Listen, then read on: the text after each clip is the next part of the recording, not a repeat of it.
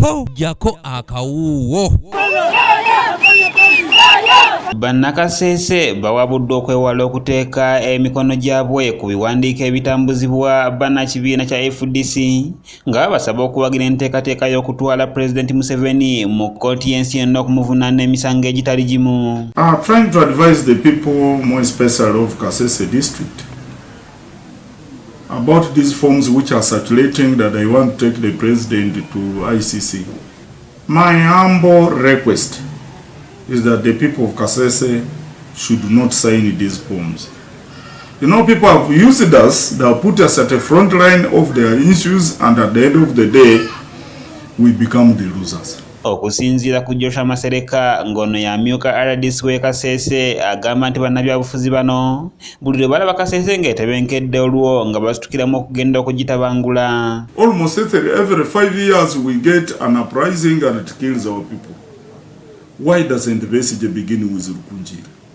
What interest does he have in Kasese? Because even after the death of the people, he came and said, yes, I've been telling you that President Museveni is bad. But in actual sense, he has been on the background of this war, plus his MPs. Onasaya abatuuze okubeera bakakamu benyigire mu kwekulaakulanya kubanga bakava mu ntalo. Everybody in Kasese, everybody in the Rwenzori region, really to go for peace.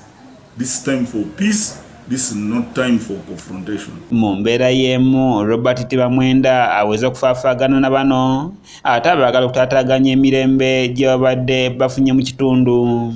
Kubanga buli muntu yenna mu nsi Katonda yatutonda tituli byabafuzi ebya politics naye kubanga Katonda yatutonda mu kifaananyi kye tusobola okuvaayo nitulage obutali bumativu baffe ng'abantu kubanga Kasese tubadde mu ndalo nnyingi nnyo bw'ensonga ezo ezijja politikale nizibonyabonyesa abantu baffe mu b'obutamanya bakosa obutamanya baffe ba politician okulinyira eddembe ly'abantu b'e Kasese. Bano basabye Dr. Besigye enteekateeka zinaasooka zitwale Rukunjiri gy'azaalwa nga tannaba kutandika ategenda kubataataaganya. Ndi bagende bawabire president mu ICC ekyo nkiganye even if I'm a cultural leader tukiganye abo bantu bagala bikola bagenda kubanga abaana baffe babonabona because of that politics yembi. Bano baliko emisinde gye bategese n'ekigendererwa ekyokufunamu ensimbi eziyinza okuyamba abazze bakosebwa mu ntalo ez'enjawulo naddala bannamwandu awamu ne bamulekwa. Okulaba nti tukwatira ku bantu baffe abajanga babonabona mu ntalo nnyingi ze tuyiseemu mu Rwenzori region. Kati tuvuddeyo okulaka gavumenti nti gavumenti yaffe itukwatireko kubanga entalo zibadde nnyingi wano mu Rwenzori region. Entalo zonna zibeera wano gavumenti tizikwata bulungi okulaba nti supportinga abantu baffe. Ssentebe wa FDC Kasese Saul Mataya n'okudde bano ababajeregerera mu nteekateeka ya bwene y'okukuŋŋaanya emikono. Ezebuli bujje nazitutte entoloko nazitutte wa ziri wonna kwegamba yoso atamanyi nabigenda mu maaso ali mu ntebe yagwerere just nagamba nti ziri wano Kirebewoka Mbukarambi Kisololo simanyi na Kinyamaseke oli mutulo nnyo Yosua oli mutulo nnyo nze nali mu wa polisi intelligence network yange eri wagulu nnyo ntegera nnyo fomu zizatusebala nnyo era abantu bali ku ground bajuza nnyo. Ono agamba nti okunyigirizibwa okuli mu ggwanga kati tekutaliza muntu yenna era nga buli omu asaanye okuvayo okulaba ng'enteekateeka eno bamalawo embeera embi.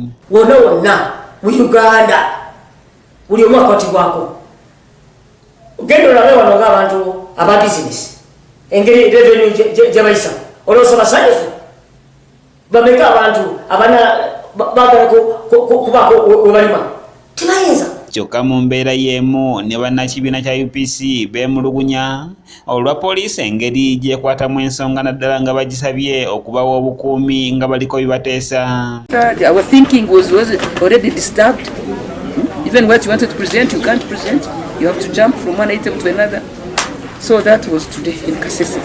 So our experience in Kasese has been a bit hard. Part of this meeting is preparation for 2021 and beyond. For us, 2021 is a milestone, an important milestone, but it's not an end in itself. Wabula poliisi yeewuunyiza ensonga lwaki bano beemulugunya ate nga yeevaayo kubawa bukuumi obubeera bugisabiddwa.